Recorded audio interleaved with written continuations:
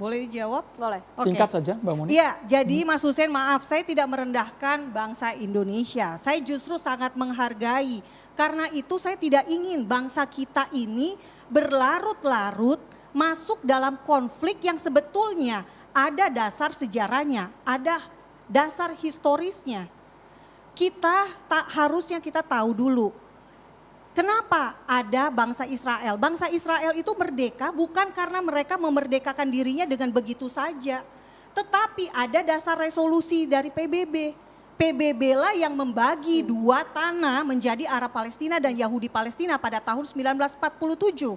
Dan kemudian 33 negara setuju pembagian tanah tersebut, 13 negara tidak setuju. Umumnya mayoritas Arab. Mbak Monik, sedikit saja. Menurut Anda apa yang melatar belakangi kemudian penyerangan Israel untuk menyerang Masjidil Aqsa kemarin? Israel tidak menyerang Masjidil Aqsa. Al-Aqsa tidak diserang.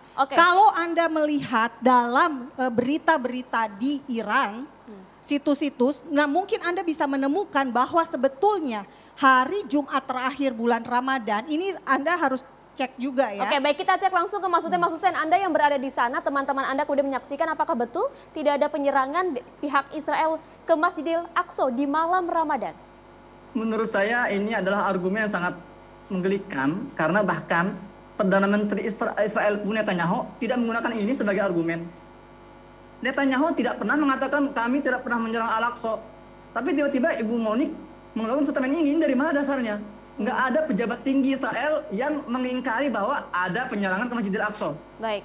Nah, jadi mana harus saya percaya, Ibu Monik atau statement dari petinggi-petinggi Israel sendiri? Baik, kita coba dengarkan pandangan yang berbeda dari Pak Mahfud Siddiq. Pak Mahfud Siddiq dari Sekjen Partai Gelora, makasih banyak ini Mas Hussein sudah bergabung. Pak Mahfud Siddiq, kita dengarkan bagaimana versi Anda. Ini agar masyarakat juga tidak keliru akan sejarah yang ada. Iya, makasih.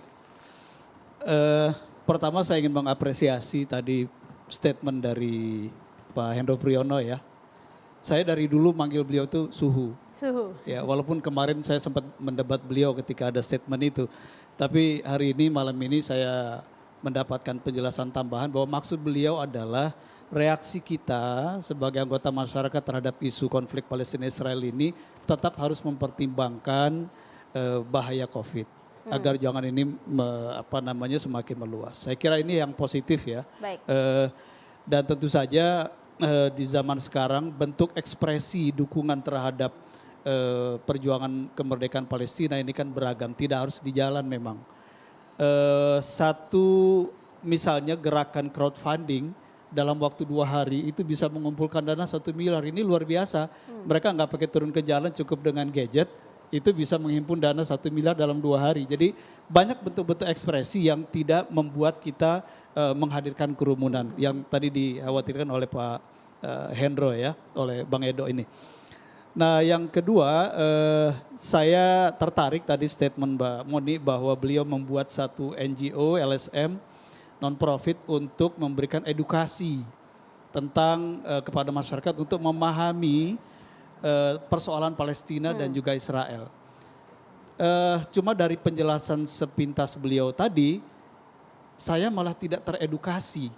Bagian mana yang tidak teredukasi? Saya melihat informasi yang beliau sampaikan ini banyak yang absurd, ya, dan justru banyak mengaburkan fakta-fakta sejarah yang ada. Karena begini, kita ini hidup sekarang di era terbuka ya, ini era keterbukaan informasi.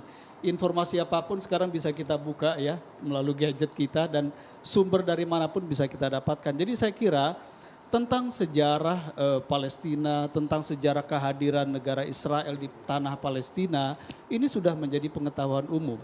Tidak ada yang tersembunyi dan saya kira kalau kita mau bedah sejarah itu jauh lagi ke belakang, ya ketika bangsa Yahudi mengalami diaspora sampai dominan di penyebarannya di Eropa misalnya, yang itu juga memicu peristiwa atau tragedi Holocaust yang tadi disinggung Mbak Monik, ini kan semua bisa didapatkan dengan mudah dan sudah menjadi common knowledge ya, pengetahuan masyarakat. Jadi saya kira kalau kita ingin mengedukasi masyarakat ya jangan kemudian juga informasinya justru tadi seperti yang disampaikan oleh Mas Hussein, justru jadi seperti merendahkan nalar masyarakat itu sendiri. Ini masukan saya untuk Mbak Moni, tapi saya senang kita bisa mendiskusikan hal ini. Yang kedua, yang ketiga yang saya sampaikan begini.